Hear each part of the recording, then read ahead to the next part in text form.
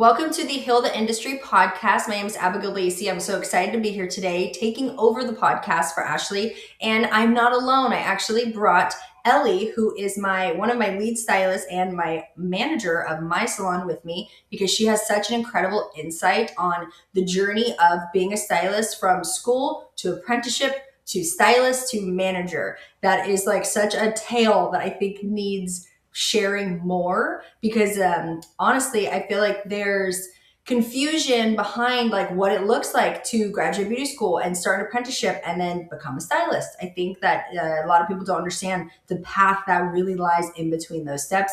And I really wanted to have her kind of share her story because I think it's a good one because she is a superstar in our salon. And she has done basically every position and worked her way up. And I think you have some great insight. So Ellie, why don't you tell us a little bit about yourself? A little bit about myself. Oh my gosh. Ellie's so happy to be on the podcast because I was like, guess what? You're going to be my guest today. Let's do it. She's like, what do you mean? Like personally? Yeah, just like tell us like, okay, tell me like who you are, where you work, and like how did you get started in the hair industry? Okay. I work at obviously your salon, Elle Society in West Lynn. How did I get started?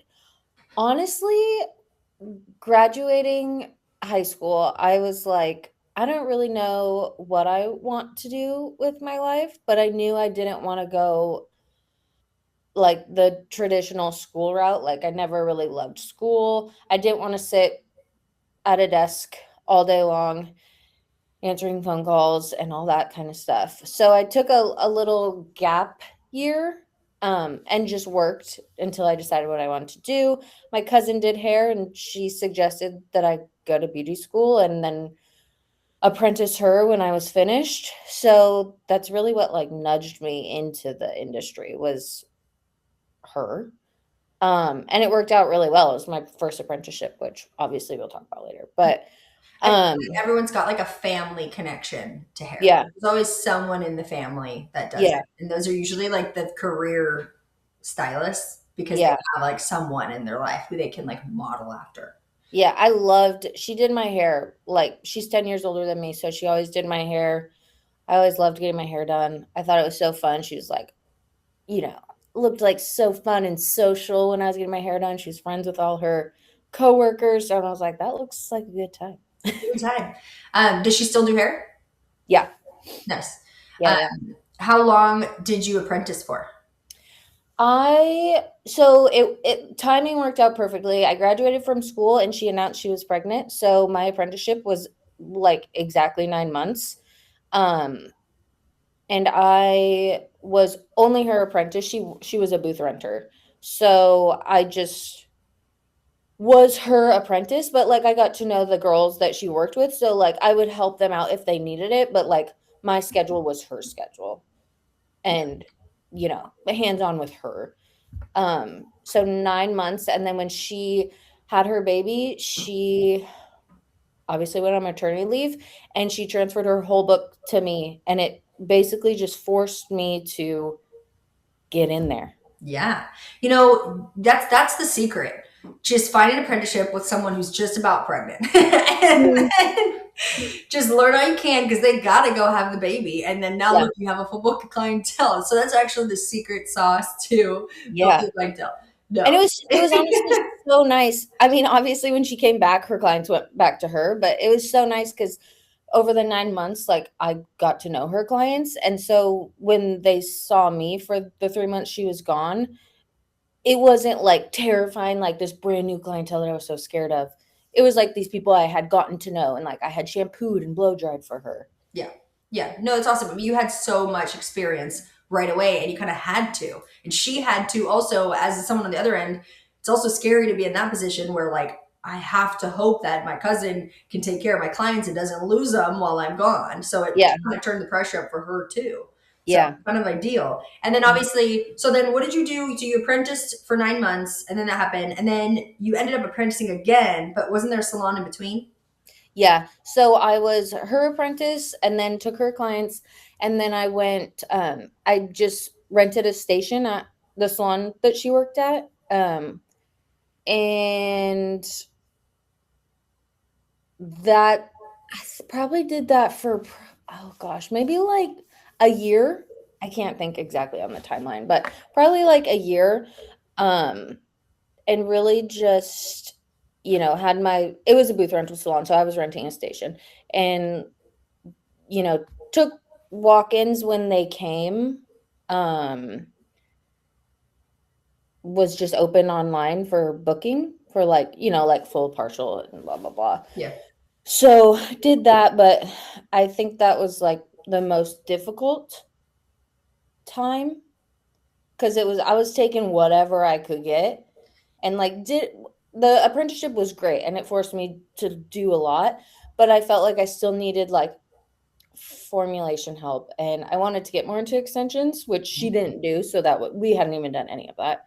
Um, so I was taking, they'd come in and want a pixie and I was like, I don't even know how to do that. Yeah. So that's where I decided, like, I feel like I need a little bit more hands-on before I can really build. Yeah. So then you decided to do another apprenticeship. Yes. Nice. And then that's when we met. Yes. Woohoo. So then flash forward, there's me who had just had a baby, just came back from maternity leave, needing an apprentice, because now I'm only working in the salon a couple days and I was renting a station myself, trying to see all my clients would also be home in time for my baby, my first baby. And this girl DMs me on Instagram, just so casual, like there was no applications. We weren't doing that. She just DM'd me. I look back now and I'm like, how unprofessional are you? Me. That was the way though. Like Yeah. this is why I'm glad we're having this conversation because things have changed so much with just our industry, which is good, right? Like for the better. It has gotten much more professional. Like the apprentice situation is so Yeah. much more like legit now than when we started. You DM'd me and I was like, you know what? Yeah, yes, you're perfect. Come on up. And yeah, we met for coffee and I was like, love this girl. Let's go. And then you started apprenticing at the salon, Yeah. and that was kind of that. We kind of did our own rules back then, but basically you would take clients 2 days a week and then you'd assist 2 days a week and you were able to still build a clientele and like learn some new things. It was ideal for me because you were already like trained in like everything. You weren't fresh out of school. You had at least a year of experience plus an apprenticeship. So it was Mhm. more like you could kind of jump right in and we just got to like refine things. And then of course you Yeah. started extensions and stuff like that. Yeah. So what was the biggest like learning curve within the first, let's say, year and a half outside of school? Like I know you said you felt like, was it the why you felt like you didn't quite understand still, or Probably the why, which like sometimes I feel like that's what I struggle with still, even after doing hair for a long time. Like knowing the why is always yeah, the hardest part. But yes, that's what I mean, getting out of beauty school, it's like you don't even learn, at least when I was in beauty school, didn't even learn how to do like a root smudge or yeah, even like a money piece. I guess when I went to beauty school though, like money piece wasn't really in. So I felt like I learned all like placement, all that stuff in an apprenticeship. yeah, the It why? was Yeah, it's crazy. Like school doesn't teach the why; they mm, teach like how, but it's mostly like how to pass state board, yeah, and how not to like give it like an infection, which we're not grateful really for. even like formulating.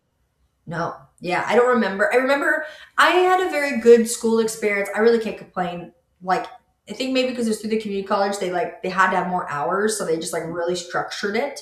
But we Yeah. had a really good like color theory class. But it wasn't really like transferred to like when it comes to hair, like why is my pickup size like this? Why Yeah. is my placement like this? It was more just like violet, yellow, neutralized. Like it was very like color, but not Yeah. technique. Which Yeah. of course that's why we do apprenticeships. That's why like it's so important to do those things because I think people go to school and Ellie is part of the interview process with me for all of our apprentices. Ellie is our manager now. So we're talking about her early days. Flash forward today, she's our manager now. She's a part of she's like 100% involved in everything in the salon. And that includes the apprentices, like performance reviews, like hiring, everything. And what I think we both find is everyone has a bad school experience to tell. And it's always like, oh, my school, I never learned that. I wasn't taught that. And it's sad because I think they think that they weren't taught that, but like nobody's. Like Yeah. the reality is nobody is taught those things. That's why you have to do some kind of continued education after. Yeah. What do you remember most about your apprentice days?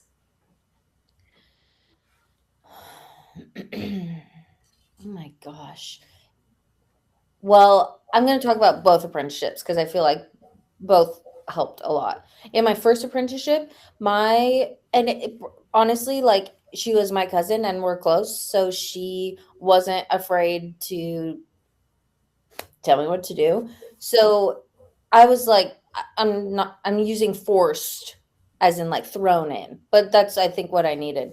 Like, I shampooed everyone, blow dried everyone, and it just took my nerves away. So I think that was like huge coming into my second apprenticeship was like those things were out of the way. And then for my second apprenticeship, it was more like the double foiling, um, all of that. I also remember, feels like so long ago, I'm so old now. But like we I was never like sitting. It was like if the stylist I was working with was up, I was up. Even just watching. If there wasn't anything for me to do, like when I was working with you and wanting to learn extensions, I stood behind you the whole time and just watched you bead and stitch. Yeah. Like I definitely think I like took it seriously and like wanted the most out of it. So it wasn't like, oh, I mixed her color, I'm gonna go sit down now. It was like I'm gonna watch her do everything to get as much out of this as possible. Yeah.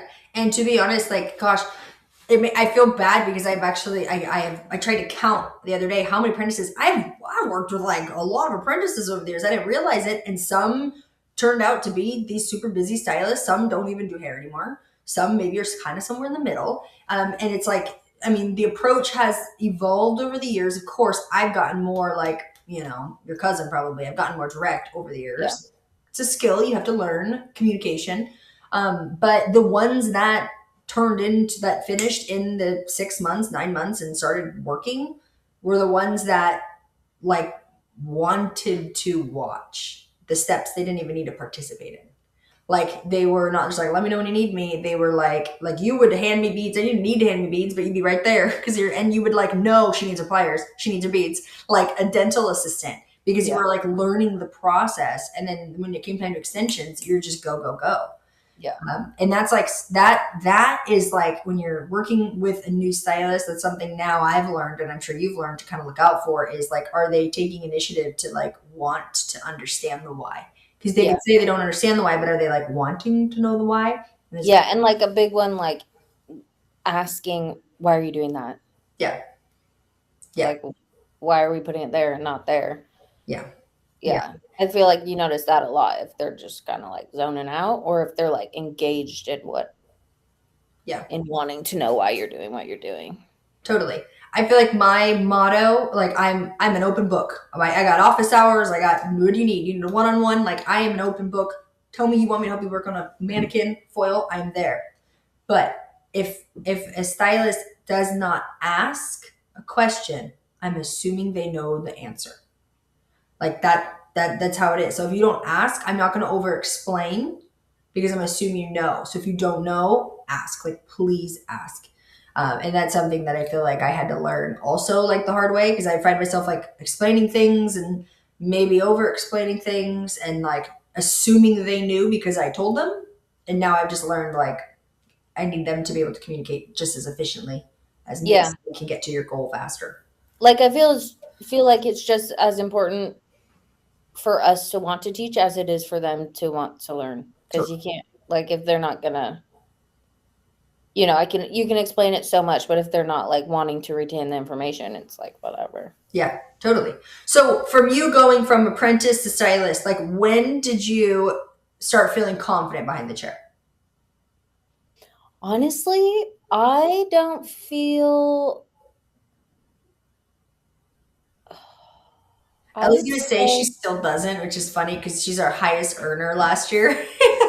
And Yeah, our I still have those appointments, like, coming up this Friday, I'm looking at it, I'm like, I'm stressed, but but that's okay. that's because like you care. You know what Yeah, I mean? Like it's you don't have that mindset of I know everything. There's nothing left for me to learn. Like you don't have that ego. Like yeah, you are very humble, but you do know what you're doing. yeah, You just want to know more. yeah.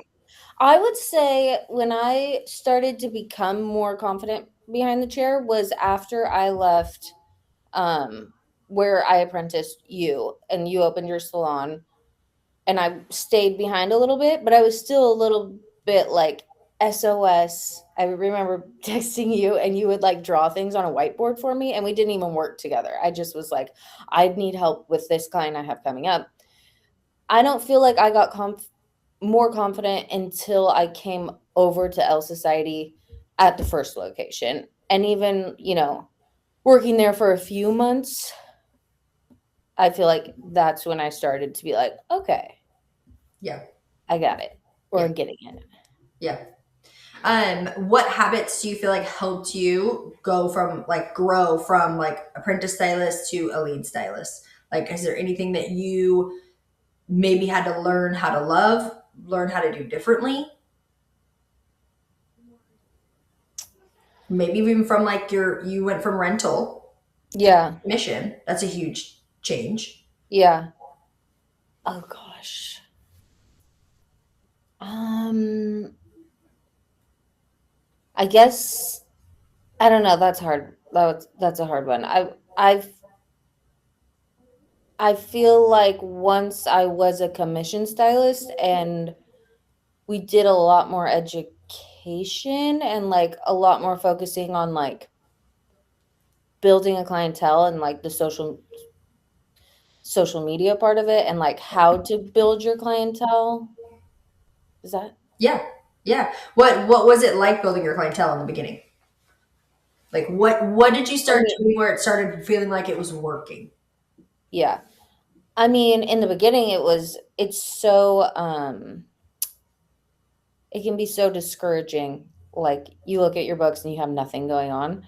I feel like once we started diving into social media more, which like I didn't do much before working at Elle Society, where like it was required to be doing that stuff. Um, I mean, I think it started to take off. Yeah. I also think I put myself in the salon a lot more, and that helped. Like showing that I was in the salon more, being a commission stylist, like yeah, I think that. What about like in the salon? What were things maybe like just within your actual clients that you did have? Like, is there anything you changed from, previous to now that you feel like helped you with retention, with referrals, with anything? Yeah. I mean, I think just getting more confident with them and like feeling more confident in myself to, I mean, even not ask for referrals, but like, hey, I am still building, send your friends to me. Um, Yeah.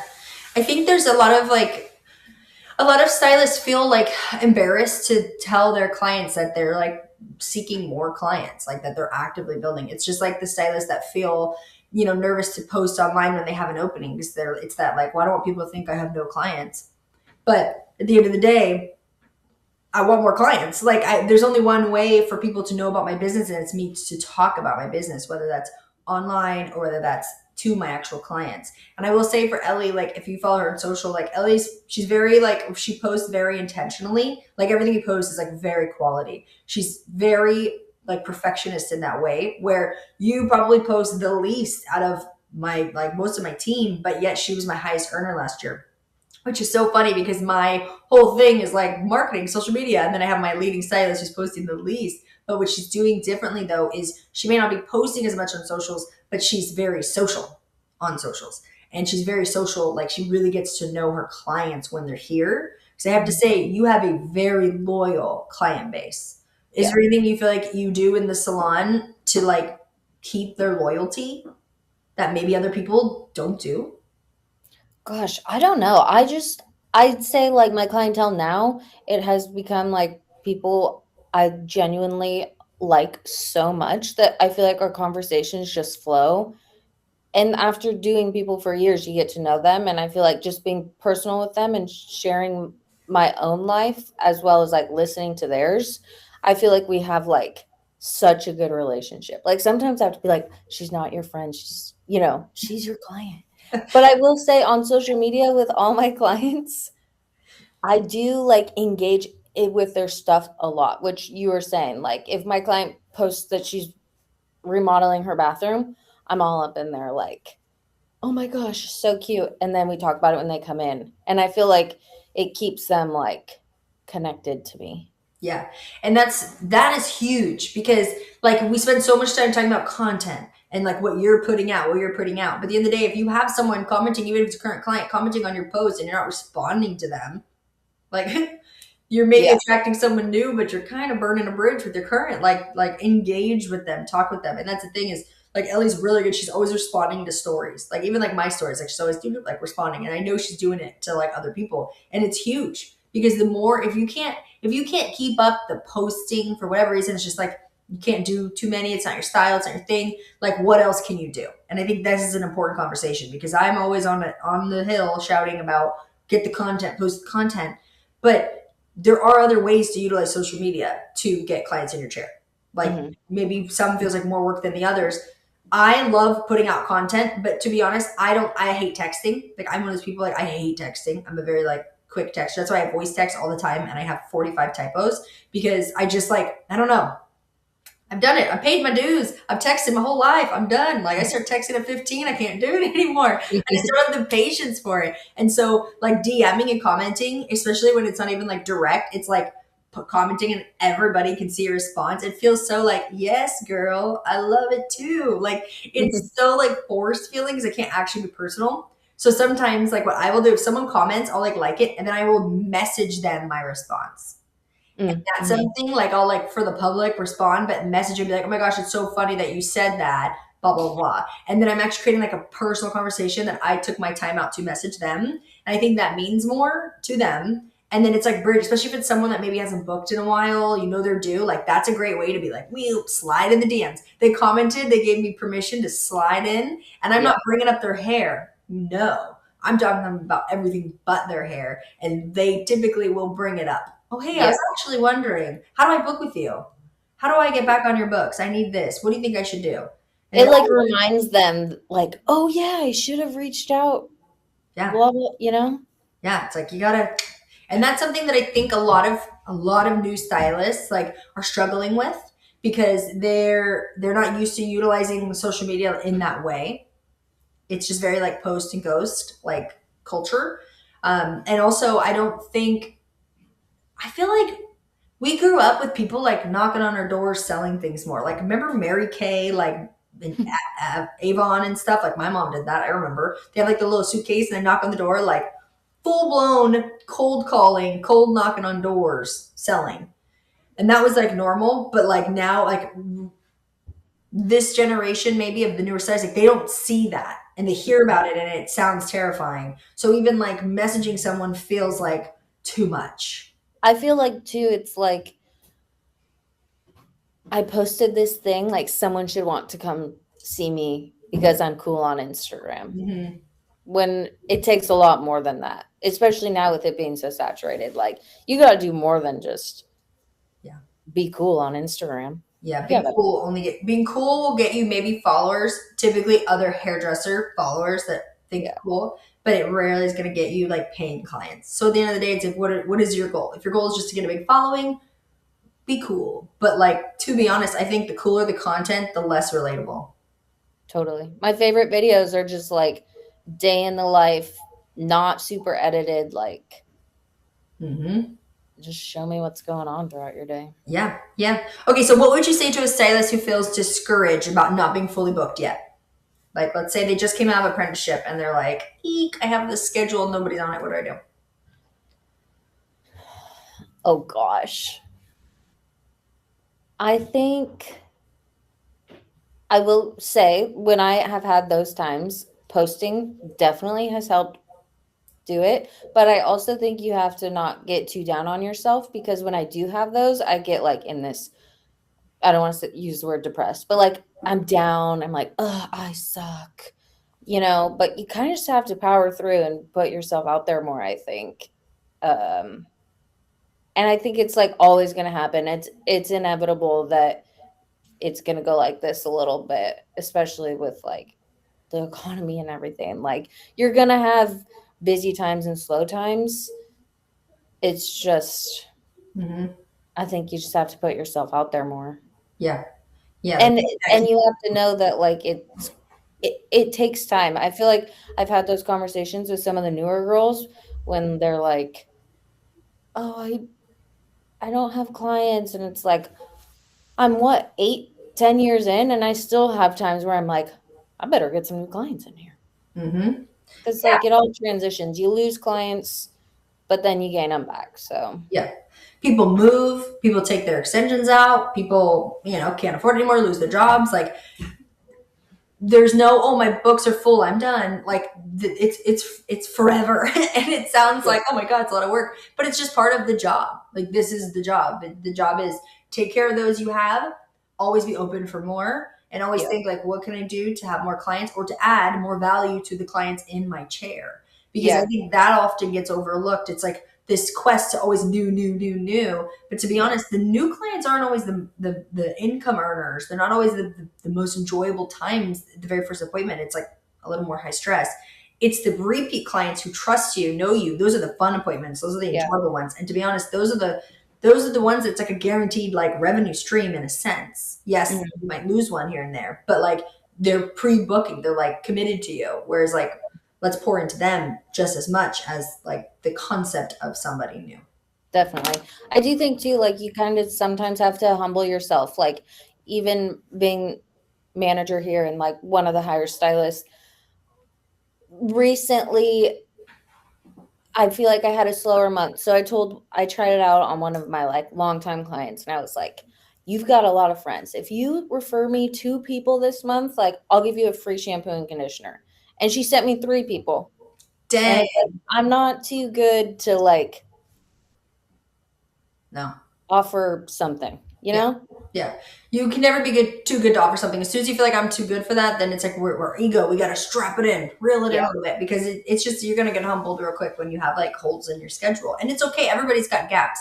And it's how we use that time is what matters more than the fact that it's there. Because if I have a 3 hour gap in the middle of my day, well, I'm already here. I'm already dressed. I look cute for the day. I'm going to get content. Like, Mhm. you know what I mean? Like try to get, or I'm going to go reach out to all my clients who I haven't seen in a while who canceled their appointments and just like check in on them and see if there's anything I can do.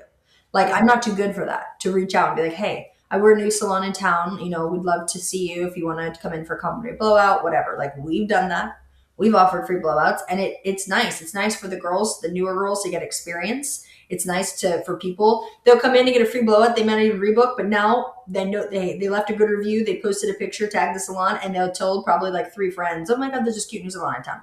Like that. And it's always like the freebie sister that comes in and books. Like something Mhm. like that happens. Like, but you can't be too good to be willing to like give and not Mhm. just ask all the time. Yep. And I told Ellie, I was like, if you guys ask your clients, bring in 3 people, like you thinking of free shampoo conditioner for life if they bring in 3 new people a month. Mhm. Absolutely. Like let's think of the cost on that. That's totally worth it. And that thing about retail is such a great way to do that because it's just it's a low, you know how much it costs you, whereas a service it can get harder.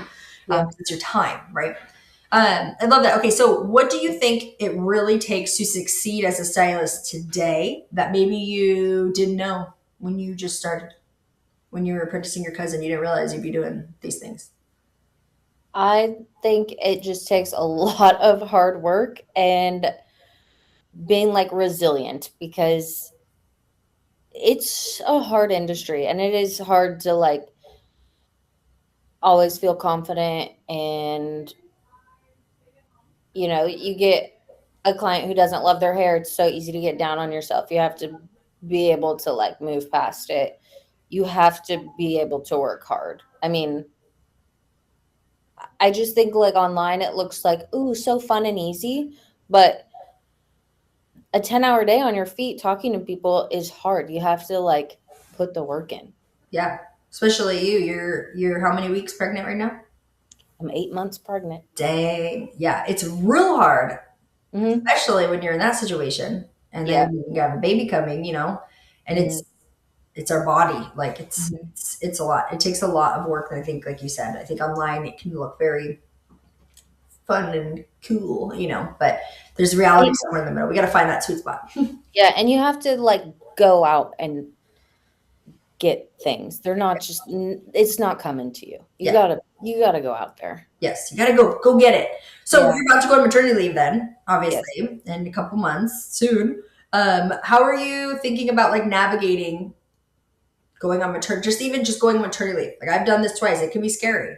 You have all these clients. You've worked really hard the past couple years. You've gone from apprentice to stylist to lead stylist. You've got a full clientele, Hmm. and now you're going to take off 3 months. How do you plan on navigating that? I'll say like if this were like if I worked at a booth rental salon, which no offense to booth rental salons at all, I think it'd be more difficult. But working commission, like we work so closely together, and we do like at our salon, it is very like team oriented. So like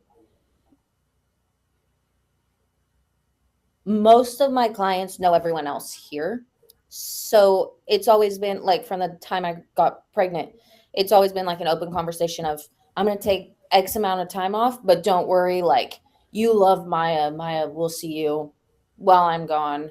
Or, I have been asking my clients just because I do feel like they know the girls in the salon. Like, do you have a preference? If not, I'll just put you with who I think fits like your hair and like your vibe the best. And most people are like, yeah, I trust whoever. But I, the only thing I'm worried about is I have FOMO of not being here.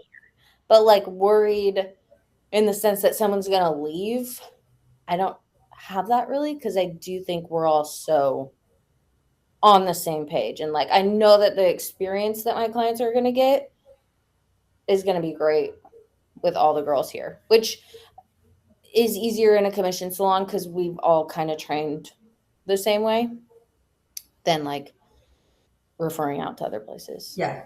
It's very like freeing. Like Hmm. it's a really nice feeling. When I had my daughter Ellie, I was a booth rental stylist before I opened the salon. And so I worked my booty off for, however many years building an extension clientele. So I could work 3 days a week, three extension clients a day. Like I was really busy posting, doing all the things. And then I was gonna have my baby and take off 3 months. And it was scary because I was a rental salon with all these other stylists who are newer, who are building their books and hungry and thirsty for the clients. And I'm like, okay, guys, I'm gonna let you see them, but like, please give them back to me. Cause you know what I mean? There was a fear there of like, what if like I lose all my clients? I have to start over. And this happens. Like I know stylists that this happens to, and it's always that kind of situation. And so but I've got no, my clients came back. It was fine. I was very transparent with everybody. But what I did do was I planned ahead. So like okay, your next appointment is gonna be with so and so, I'm gone, and then the one after that, I have you back on my book. So we booked out two, and that was Yeah. just a way in that position to share the love, take care of them, the stylist get a client, but then like maybe kind of protecting myself in the future. With us being commissioned, like I've still been encouraging Ellie just to do that just for her sake too. Like why not? Yeah. But there's not you don't have that fear of like what if they take them, because it's not like everyone's operating their own business side by side, like we're all Yeah. in this together kind of thing. And I love Yeah. sharing clients. I love when I can take a client and be like, hey, you're gonna see her next time and I'll see you again the time after, and then I get to go 4 months without seeing them and we have so much more to talk about. And like I didn't have to come in on a Saturday to make it work with their schedule, and one of my girls got a client on a Saturday. Like everybody wins. It's like a really Yeah. good feeling. Yeah. And I feel like we do have that like open communication. Like I have told the girls, if you can rebook them with me, if they don't book one out, like two out, try to rebook them. But like if they want to stay with you, Yeah. have you can Yeah. you can have it. Yeah. You can have them. Yeah. And that's at the end of the day, like we can't, our clients can do whatever they want to do. It's just, we have to trust that we've built enough of a relationship that they feel like, they would want to come back, whatever. When I had Harrison, I then was salon owner, and we were kind of hybrid, but we had commission, and it was great because you essentially took on most of my like extension clients, and like Ellie had apprenticed me for, I know we kind of talked about it, but she apprenticed me, and then she tried being a stylist, and then she came independent, and then she came and worked for me in my commission salon, and then even like apprenticed a little bit, even though she was beyond. It was just because she had no clients, so I was like, do you want to assist until we can start building, and then to let her get to know my clients. So when I went maternity leave, it was like this nice easy transition, and I was never on maternity leave like, how did it go, how was the beadwork, like everything okay, like I knew she was good because she was already doing everything with me in the salon, like side by side together. So it was like the most freeing, nice feeling. And then it was actually great for me because when I came back with the smaller schedule, it kind of gave me permission to like let some clients like stay because I wanted you to have them, and I couldn't take people, like certain people on, like just for the sake of the appointment time and what I could do with now having 2 kids. So Yeah. like such a freeing thing. So with the topic of commission real quick before we finish out, that's a big change going from rental to commission. So you've done apprenticing, booth rental, and commission. Mm-hmm. You said no disrespect to rental salons. I think there's a time and a place in your career like where it makes sense for you. For you though, what would you say was the biggest, like what was the reason you made that switch? Other than like I need to learn more. Like what motivated you to make that switch, and then what has kept you on like the commission side versus the rental side? I mean, what motivated me was I needed more help than I was getting at doing just booth rental. Like I needed a little bit more hands-on, and that's what was being offered was like we did a lot of trainings and all that stuff being commissioned.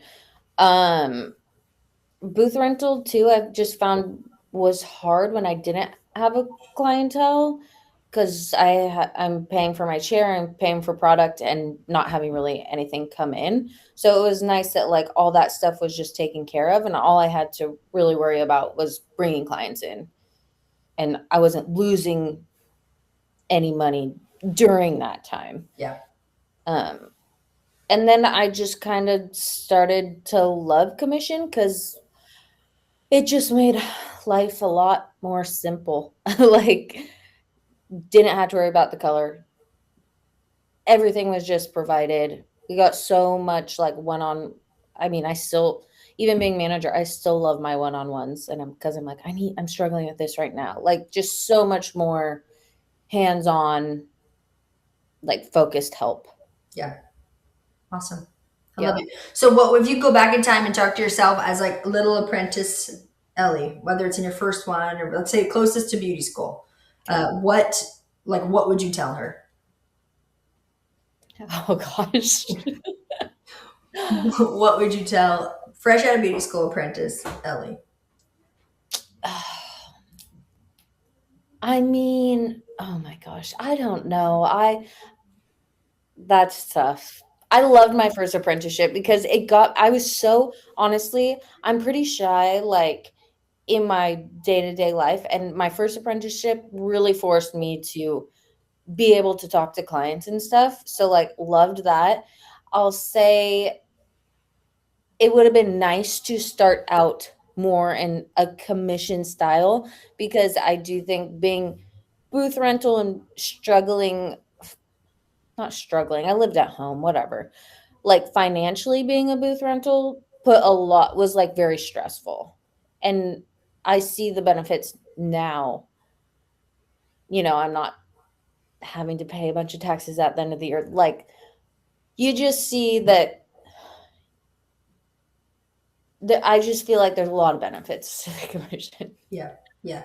I think the fear like around commission is people are so scared of people telling me what to do. It's like, I don't want to work for somebody else. I want to work for myself. Like I want to make my own schedule. I don't want to take walk-ins. I don't want to do services I don't want to do. And like, I think it's important that stylists know if they're listening, like it just depends on where you work. That back in the day, it was one or the other. It was like the commission salon where you're clocked in, you sit there, you wait for clients to come in, or there's rental where you kind of do whatever you want. Now there are kind of things in the middle. And like I know that we're one of many salons like that where it's like I still let my girls like choose their days. It's just like let's make sure we can hit those goals in those days. If not, if you're not hitting your goals, should we adjust your days? But like they still get to choose. If they don't want to work Saturdays, that's fine, but it's going to take them longer to build. You know what I mean? Yeah, I will say that that was like that deterred me in the beginning. Because I did look at like some of the bigger apprentice or commission apprenticeship programs, Yeah. and like that was one of the things was like I didn't want to sit around all day and wait Yeah. for